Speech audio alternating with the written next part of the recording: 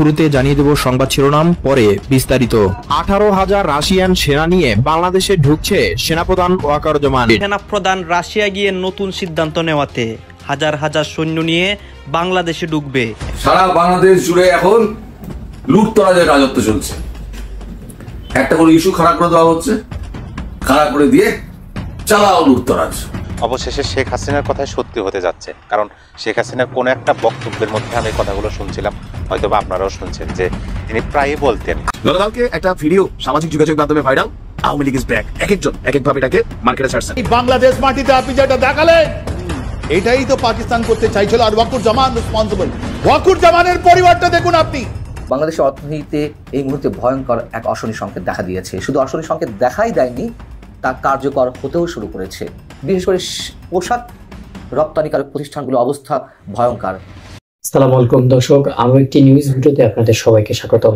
দর্শক, আজকের ভিডিওটা কিন্তু অন্য দিনের ভিডিও থেকে সম্পূর্ণভাবে আলাদা একটি ভিডিও, কারণ আজকের ভিডিওতে আমি আপনাদেরকে এমন কিছু তথ্য দিতে যাচ্ছি, এমন কিছু গোপন ভিডিও, বর্তমান সময়ে যে ভিডিওগুলো নিয়ে কিন্তু সোশ্যাল মিডিয়ার মতো অনেকগুলো প্ল্যাটফর্মতে মানে অনেক বেশি সমালোচনা হচ্ছে, অনেক বেশি আলোচনা হচ্ছে।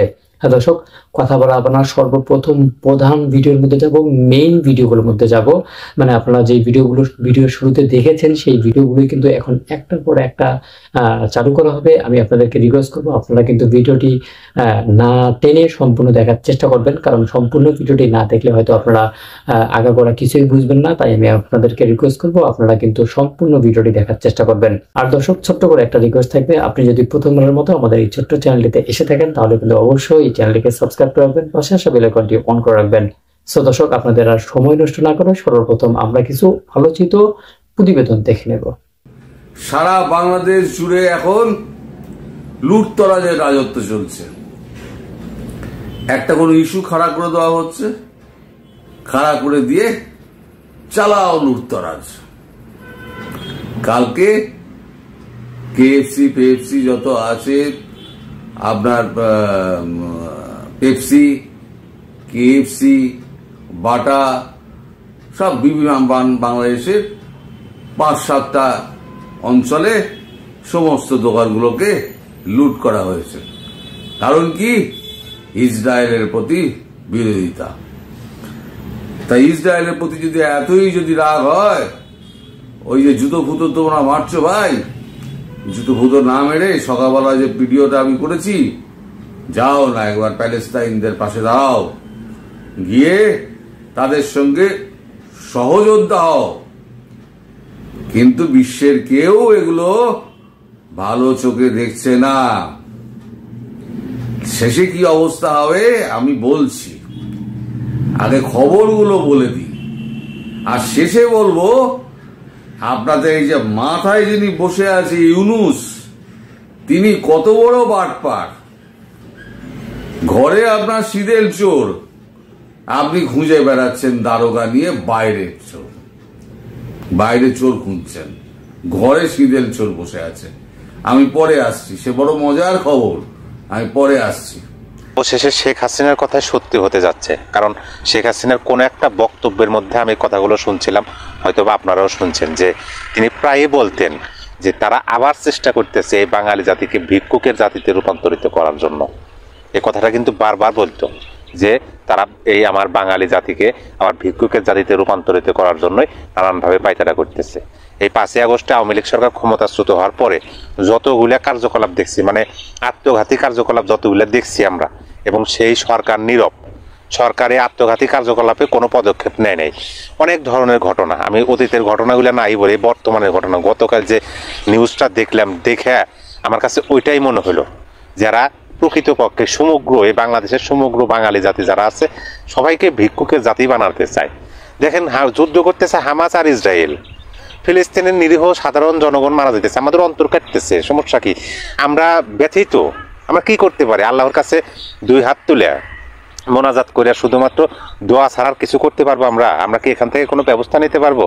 হ্যাঁ, এখানে কথা উঠতে পারে যে তাদের অর্থনৈতিকভাবে আমরা যতটুকু সহযোগিতা করতেছি ইসরায়েলকে, ততটুকু করব না।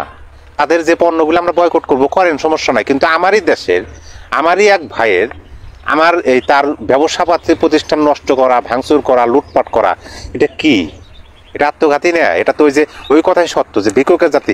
ওই যে সিলেটের বাটা শোরুম আরও কয়েকটা যে আপনার স্টলের দোকানে যে ভাঙচুর হলো, লুটপাট হলো, কি তৌহিদে জনতা, আগে ছিল ছাত্র জনতা, এখন হয়ে গেছে তৌহিদে জনতা। তৌহিদে জনতা নাম দিয়ে এরকম ভাঙচুর করলো। ওই যে ব্যবসায়ী লোক, তার কি অবস্থা? সাংবাদিকের মানে ক্যামেরার সামনে এই তৌহিদে জনতার একজনের বক্তব্য শুনলাম, তিনি বলতেছেন যে ওনার শোরুম ভাঙা, এই শোরুম ভাঙা হয়েছে এই কারণে যে তিনি ইসরায়েলি পণ্য কেন বিক্রি করতেছেন বলেন তো? মানে কোন ধরনের চিন্তা ভাবনা এদের মাথার মধ্যে ঢুকে দেওয়া আছে? আচ্ছা, আমি ইসরায়েলি পণ্য শুধু কি কোকা-কোলা আর 7 আপ? বাংলাদেশ এবং আমেরিকার মধ্যে একটা কোল্ড ওয়ার চলছে, আর এই কোল্ড ওয়ারের নাম কি? শুল্ক যুদ্ধ। গেল কয়েকদিন আগে বাংলাদেশকে ইতিহাসের সর্বশ্রেষ্ঠ যে শুল্ক আছে এটার মধ্যে ফেলে দিয়েছে ডোনাল্ড ট্রাম্প। পরিমাণ কত? 37%। শুধু এখানেই শেষ না, এটার সাথে কিন্তু আরো জোড়া হয়।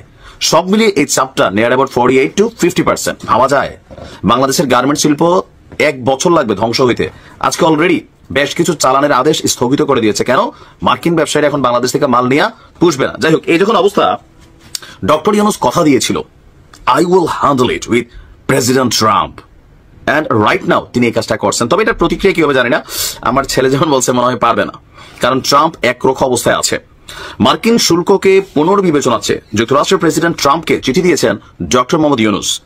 চিঠিতে কি লিখেছেন তিনি? 3 মাসের জন্য 37% শুল্ক প্রস্তাব স্থগিত রাখার আহ্বান। আমি ভাবছি এটা যেন ভবিষ্যতে না বাড়ায়, 15তেই রাখে, ওইটা নিয়ে হয়তো তিনি কথা বলবেন। বাট তিনি 3 মাসের জন্য আপাতত এই 37% শুল্কর যে রুলস সেইটাতে না ফেলে অতীতে যেটা চালু ছিল মানে শতকরা 15%, ওইটাতে যেন আপাতত বাংলাদেশকে রাখা হয়। আর আজকে তথ্য দিয়েছে প্রধান উপদেষ্টার প্রেস উইং। তারা বলছে যে চিঠিতে বাংলাদেশ কি কি করতে চায় তার প্রতিশ্রুতিও রয়েছে।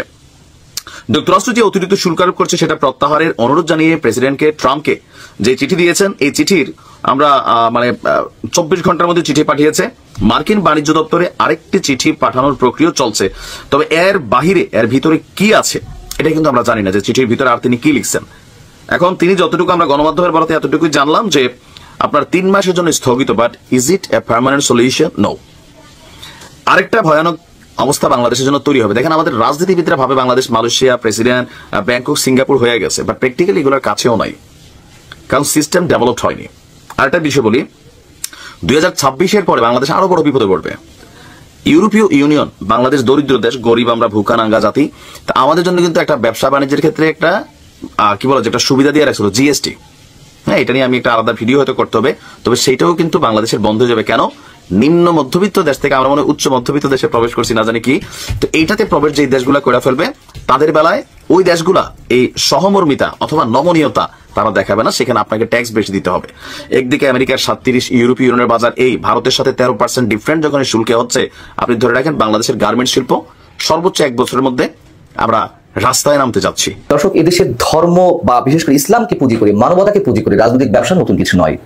যখন কোনো কথিত রাজনৈতিক নেতা বা রাজনৈতিক গোষ্ঠী এ ধরনের ব্যবসা করে, তাতে আমরা কষ্ট পাই বই কি, অবাক হই না, বিস্মিত হই না। কিন্তু যখন একই ধরনের জঘন্য কোনো রাজনৈতিক ব্যবসা কোনো অরাজনৈতিক ব্যক্তি বা সুশীল সমাজের মধ্যে নিজেকে রেখে রাজনৈতিক ফায়দা হাসিলের জন্য ক্ষমতায় টিকে থাকতে এই ধরনের জঘন্য ব্যবসা করে, তখন সেটাকে আমরা কিভাবে গ্রহণ করব? কোন ক্যাটাগরিতে ফেলবো আমরা? আমি বলছি ডক্টর আসিফ নজরুলের কথা। আমি তার বিষয়ে পরে আসছি, তার আগে একটু জানিয়ে রাখি যে ফিলিস্তিনিদের উপর যে ভয়ঙ্কর নৃশংসতা চলছে, বিভৎসতা ঘটনা হচ্ছে, তার বিরুদ্ধে বিশ্বের বিভিন্ন প্রান্তের বিভিন্ন শ্রেণী পেশার মানুষের প্রতিবাদ জানানোর অধিকার রয়েছে, প্রতিবাদ জানাচ্ছে। কিন্তু সেগুলো তো ভাষা ভিন্ন রকম, অন্যরকম। নিশ্চয়ই কোনো অবস্থাতে সহিংস হোক সেটি আমরা চাই না, এবং এটি হওয়ারও কথা নয়। কিন্তু বাংলাদেশে গত সোমবার বিভিন্ন স্থানে এই ধরনের প্রতিবাদ জানানোর নামে তৌহিদি জনতার ব্যানারে যে ধরনের লুটতরাজ ভাঙচুর চালানো হলো, সেটিকে আমরা বলবো যে ইসলাম রক্ষার আন্দোলন? সেটিকে আমরা বলবো যে মানবতার পক্ষের জয়গান? এবং এগুলো কেন হলো? আবারও ফিরে আসি ডক্টর আসিফ নজরুলের বিষয়ে। ডক্টর আসিফ নজরুল সরকারের একজন মহাপ্রভাবশালী উপদেষ্টা, আইন উপদেষ্টা। তিনি গত রোববার তার ফেসবুকে একটি পোস্ট দিলেন ফিলিস্তিনিদের পক্ষে। কি পোস্ট দিলেন? KFC, Nescafe, Colgate, Coca Cola, less chips, ডাব সাবানের মতো পণ্য বর্জনের একটি ভিডিও তিনি আপলোড করলেন। প্রথম কথা হচ্ছে, তিনি একজন মানুষ, তিনি প্রতিবাদ জানাতেই পারেন, কিন্তু সরকারের একজন মন্ত্রী পদমর্যাদার উপদেষ্টা হয়ে তিনি বিশেষ কোনো পণ্যের বর্জনের ডাক দিতে পারেন?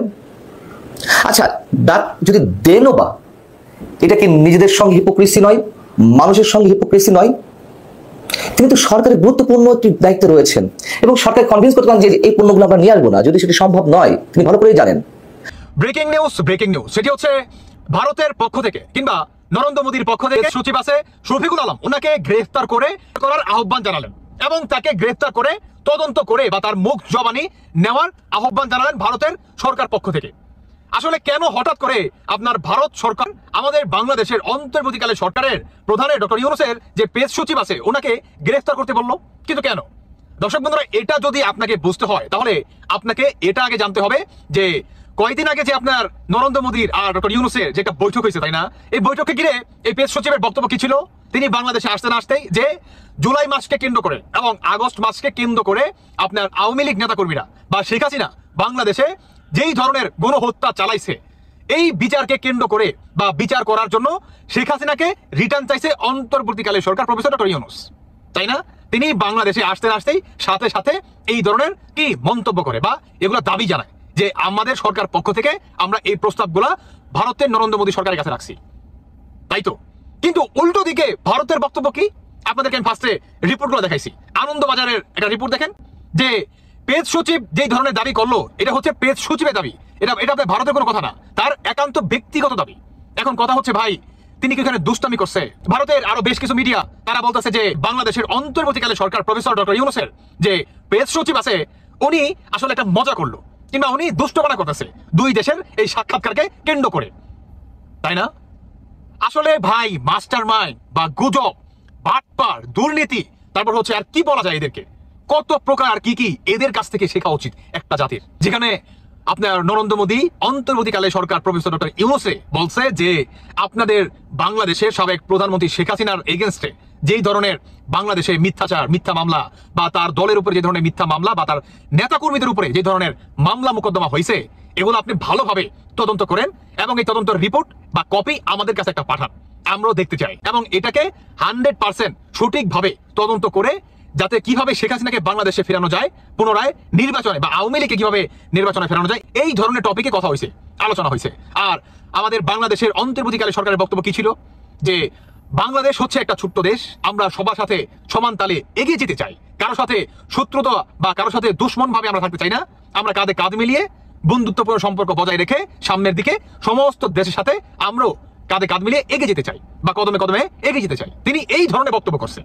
আর তার পেজ সচিব শফিকুল আলম তিনি বাংলাদেশে আপনার আসতে না আসতেই এই ধরনের মনে করেন গুজব রটাই দেয়। এখন বাম্বু খাইবেন, উচিত মতো বাম্বু খাইবেন। ভারতের বড় বড় গণমাধ্যমগুলো তারা বলতেছে এটার জবাব চাই, কিংবা আপনার সবচেয়ে মজার বিষয় হচ্ছে যে নরেন্দ্র মোদী সরকারের পক্ষ থেকে প্রফেসর ডক্টর ইউনূসের কাছে এটার জবাব চাইছে, ওনাকে গ্রেফতার করে তারপরে তার মুখ জবানি নিতে বলছে যে কেন উনি বা আপনারা নিজেরাই যেখানে আমাদের সাথে মিটিং করার জন্য, একটা বৈঠক করার জন্য প্রতিনিয়ত একের পর এক একটা লেটার আপনারা পাঠাচ্ছিলেন, সেখানে আমরা রাজি হই না যে কোনো জনগণের ম্যান্ডেট, উইদাউট ম্যান্ডেট কালীন সরকারের সাথে আমরা কোনো মিটিং করব না, নিজেরাই আমাদের সাথে বসার জন্য ব্যাকুল হয়ে গেলেন এবং আপনারা নিজেরাই বাংলাদেশে গেতে না গেতেই আপনারা আপনাদের গণমাধ্যমকে এত বড় বড় মিথ্যাচার জানিয়ে দেন। তো দর্শক, আপনাদেরকে যে সমস্ত প্রতিবেদন দেখানো হলো, এই সমস্ত প্রতিবেদন দেখার পর আপনাদের মন্তব্যকে অবশ্যই কিন্তু আপনাদের গুরুত্বপূর্ণ একটি মন্তব্য করে যাবেন আমাদের ভিডিও কমেন্ট বক্সে। আর দর্শক, বর্তমান বাংলাদেশের মধ্যে কিন্তু অনেক রাজনৈতিক দল গঠন হয়ে গেছে, অনেক রাজনৈতিক দল এখন কিন্তু ভোটের জন্য অনেক কথা বলতেছে, আর অন্তর্বর্তীকালীন সরকার কিন্তু তারা তাদের মতোই কাজ করে যাচ্ছে। কিন্তু দর্শক, আপনাদের কি মনে হচ্ছে, আসলেই অন্তর্বর্তীকালীন সরকারের দ্বারা কি বাংলাদেশটা একটা নতুন রূপে একটা রাজনৈতিক দল আসতে যাচ্ছে, নাকি এখানে অন্য কোনো কাহিনী হবে বলে মনে হচ্ছে? এই সব কিছু নিয়ে আপনাদের মতামত কি অবশ্যই কিন্তু আপনাদের গুরুত্বপূর্ণ একটি মতামত জানিয়ে দেবেন ভিডিও কমেন্ট বক্সে। আবার দেখা হবে নতুন কোনো ভিডিওতে, নতুন কোনো টপিক নিয়ে। ততদিন পর্যন্ত ভালো থাকুন, সুস্থ থাকুন, আল্লাহ হাফেজ।